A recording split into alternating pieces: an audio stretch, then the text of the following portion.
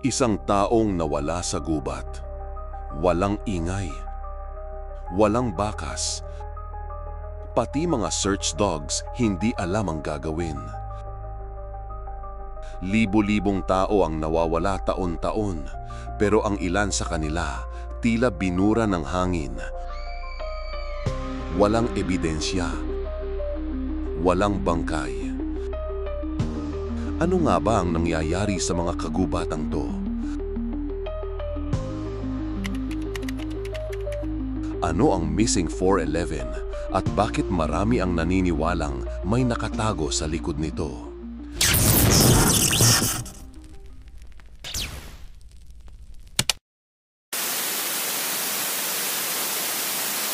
Ang Missing 411 ay termino ng dating pulis na si David Polides matapos niyang matuklasan ang daan-daang kaso ng mga taong misteryosong nawawala sa mga national park, lalo na sa Amerika. Hindi ito ordinaryong mga kaso. Walang foul play, walang hayop na umatake, at kadalasan parang bigla na lang silang naglaho. Maaaring nagkakataon lang, ngunit ang paulit-ulit na pattern ay hindi na aksidente. Paulit-ulit ang mga elementong ito sa mga kaso. Nawawala sa loob ng ilang minuto kahit mayroong kasama. Search dogs na wala ni isang cent ang makuha. Sapatos na natagpuan sa bundok, kadalasang pataas at imposibleng akyatin.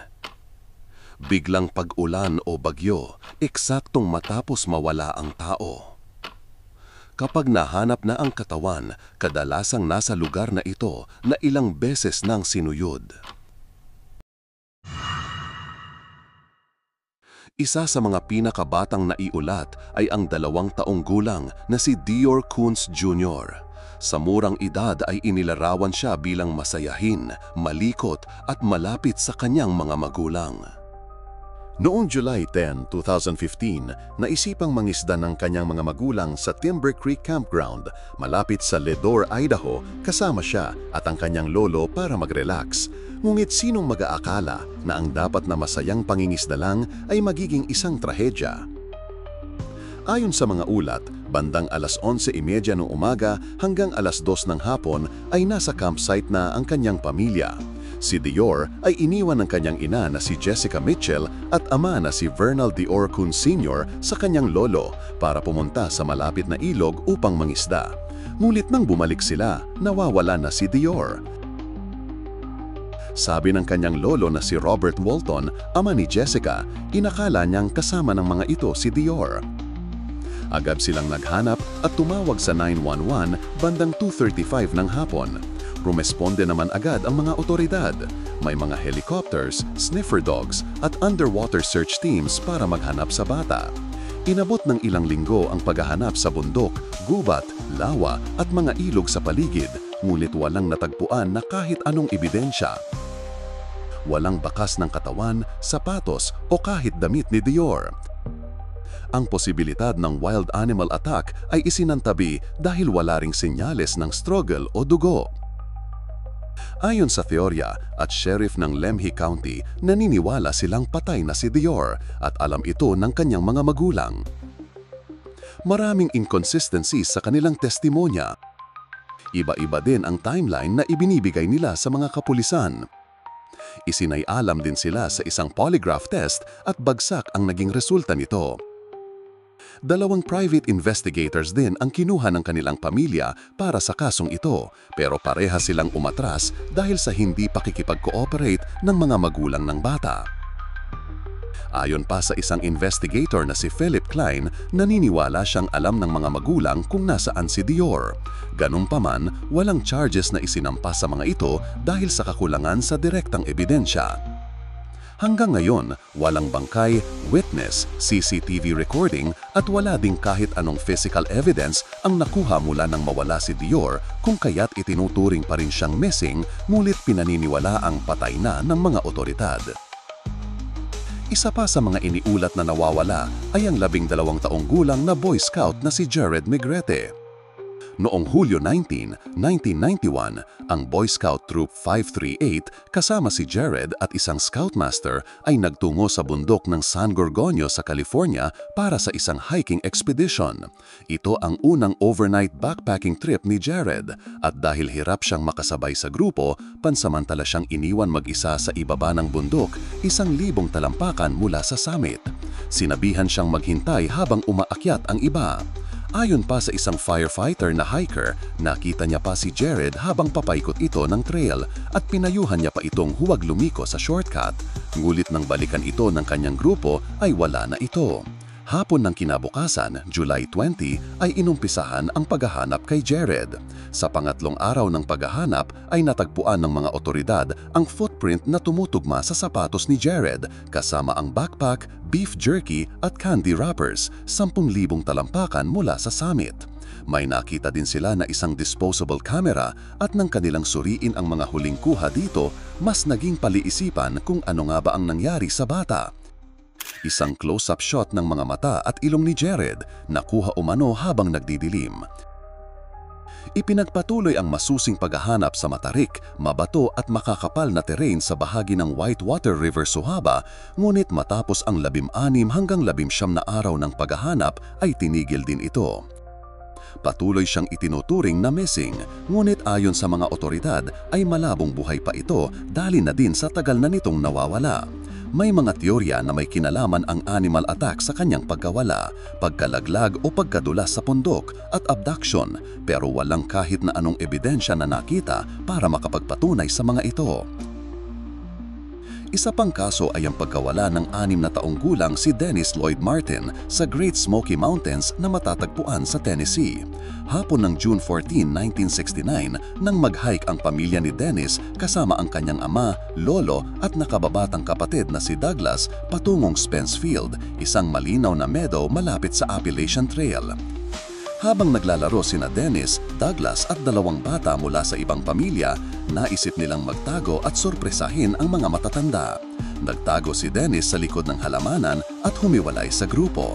Ilang minuto pa ang lumipas ay bumalik ang mga bata pero hindi kasama ng mga ito si Dennis hanggang sa hindi na nga nila ito matagpuan. Dahil sa pag-aalala ng kaniyang ama na si William Martin, umakyat ito ng trail para maghanap, ngunit wala rin siyang natagpuang kahit na anong bakas ni Dennis. Halos 2 milya ang kanyang tinakbo sa paghahanap bago ito huminto at humingi ng tulong sa mga rangers bandang 8:00 ng gabi. June 15, opisyal na inumpisahan ang paghahanap kay Dennis kasama ang 1,400 na tao, kabilang ang mga Rangers, Boy Scouts, Volunteers, Air National Guards, Coast Guards at Green Berets. Sa kanilang paghahalughog sa paligid ng Spence Field ay biglang bumuhos ang malakas na ulan na tumagal ng ilang oras dahilan para mabura sa daan ang lahat ng bata. Sinasabi, ang dami ng researchers ay isa sa mga naging dahilan ng pagkabigo sa paghahanap kay Dennis dahil naging magulo ang sistema. Nagsama-sama ang mga bakas sa daan galing sa iba't ibang tao dahilan para mahirapan sa operasyon ang mga tracking dogs at halos karamihan sa mga researchers ay kulang sa karanasan.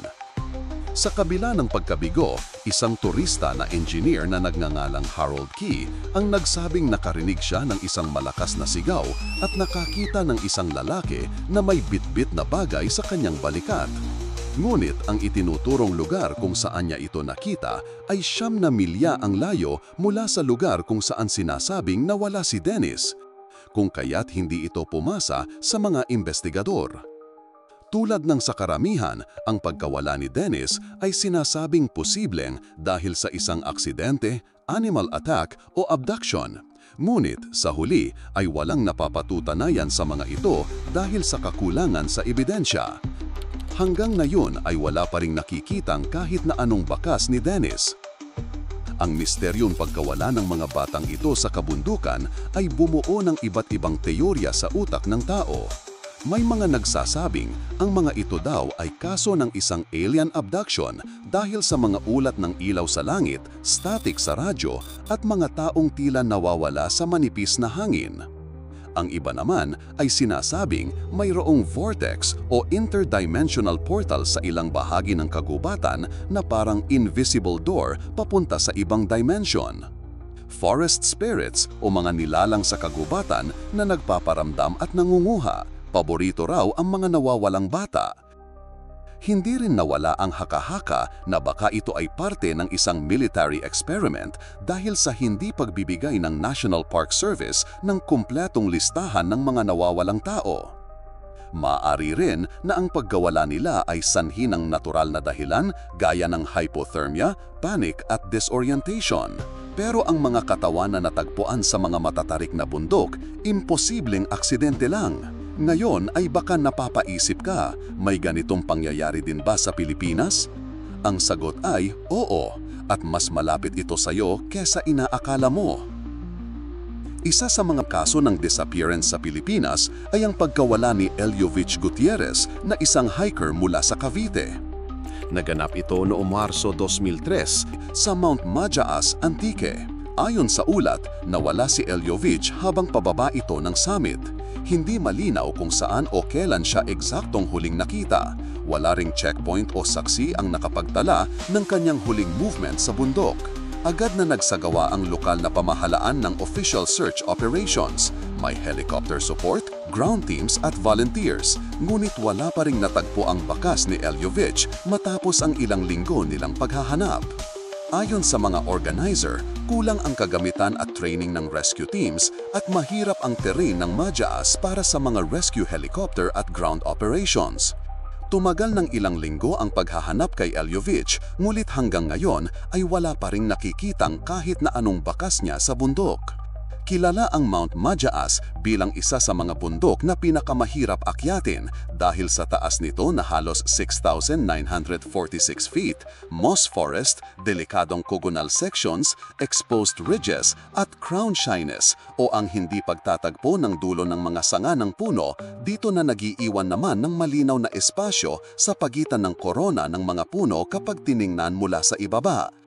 Katulad ng pagkawala ng mga bata na nauna kong kinikwento, wala ring witness sa pagkawala ni Eliovich. Wala ring ebidensya ng animal attack at bumuo ito ng iba't ibang paniniwala na iniugnayang pangyayari sa espiritu ng bundok at bulalakaw. Sa kabila ng daan-daang kaso ng pagkawala ng mga tao sa mga bundok mula sa iba't ibang parte ng mundo, ligtas nga ba talaga ang mga gugat nito? O may mga lugar tayong hindi dapat pinapasok? Nawala nga lang ba sila? O baka dinala sa ibang mundo? Sa tingin mo, ano ang dahilan sa mga pagkawala na to? Like and subscribe para sa mas marami pang kwento na hindi mo maririnig sa mainstream media.